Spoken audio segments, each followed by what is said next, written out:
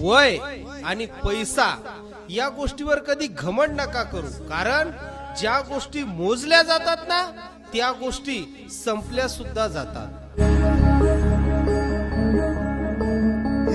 तरी देवा सरनायो भोग कशा पायी. या जगाच्या बाजारात काही करा गड्या, पण जीवनामध्ये व्यसन करू नका.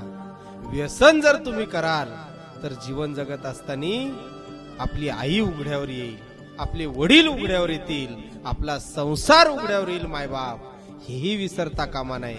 माझं तर तुम्हा तरुणांना सांगणं आहे, व्यसनाच्या आहारी जाण्यापेक्षा जीवन माळकरी बनवून असं समृद्ध जीवन जगा की कबीरदास महाराज म्हणतात, दारू गांजा मत पिओ यारो. रेडावरी पोटन पाठ झाली एक ही जरी, काळजात आली नाही